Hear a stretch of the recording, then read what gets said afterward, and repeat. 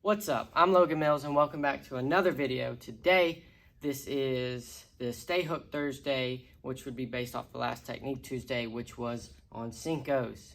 Very simple, but fish catching bait out there. Technique Tuesday, I talked about how to work it.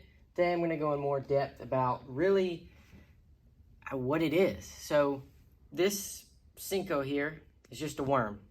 That's all they mimic is there's night crawlers or any other worms that are found in lakes. They're pretty straightforward. There's two ways to rig them. Let me actually grab my hook real quick. So you can either rig them, let me find. So you have dead sticking it, which is just your normal Texas rig hook, an offset, just simple like that. It just dead sticks, and it does this falling action, which I really personally like. It does like this side to side kind of swinging motion in a way. And it's really good for finicky bass, so I really like it when it's super hot outside, like, right now it's the dog days of summer. Up shallow, under docks, any shaded areas, that's personally my favorite. It just gives the bass a different look to help finesse or convince the fish into biting, because when it gets hot like it is now, it is very difficult to catch them.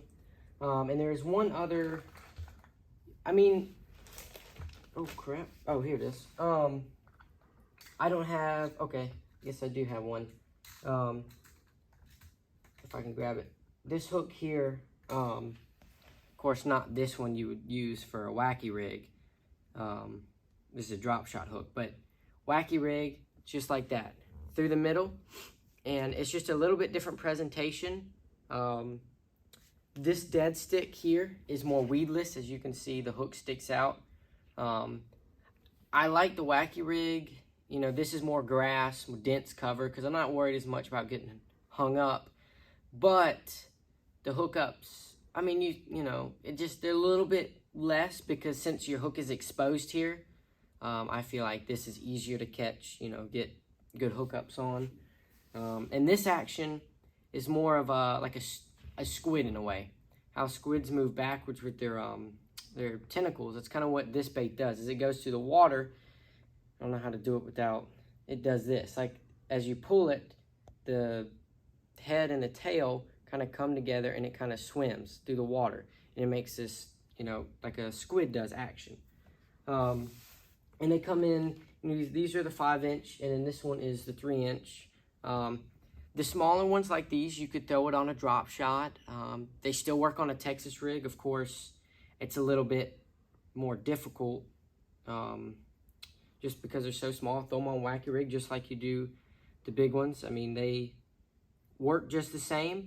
I personally don't really use the 3-inch ones just because I like a bigger presentation, but something like this would allow you to catch those smaller bass, like, I guess you're pond fishing.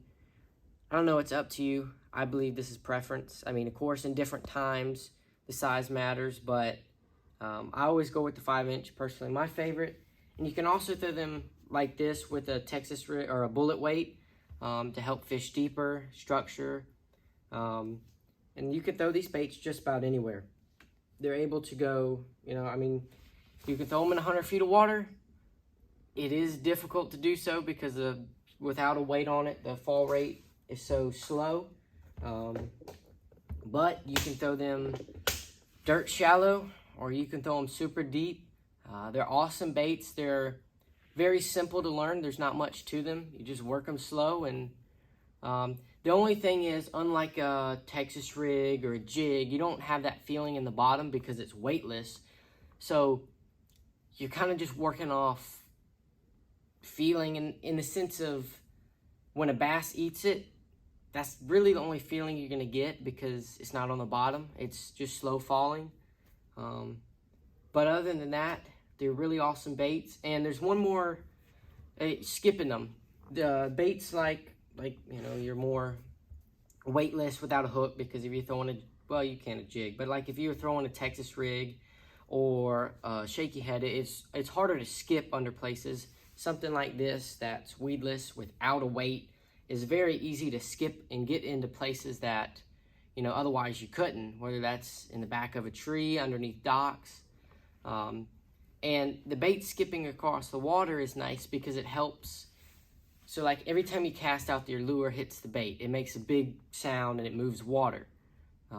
Underneath a dock, the bass might be sitting down lower. If you cast in there and you make all that noise, it could spook them off. Where with skipping with a bait like this under a dock helps to eliminate some of that noise. It almost looks realistic if you've gone, well, I guess if you fished anywhere during shad spawn or anywhere that's got bait. If you ever seen how bait like shad get chased, what do they hop around out the water. That's how they try and escape bass. So skipping that kind of makes that same action underneath a dock as, you know, it looks like a bait fish. As it bounces across the water, it looks like a bait fish, so it helps create less noise and less motion, so there's a less chance you scare that bass away.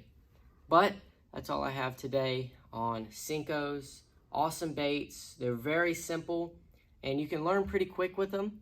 And I mean, there's so many different, you know, places to throw them. And just remember to stay hooked. And I'll see you in the next one. Peace.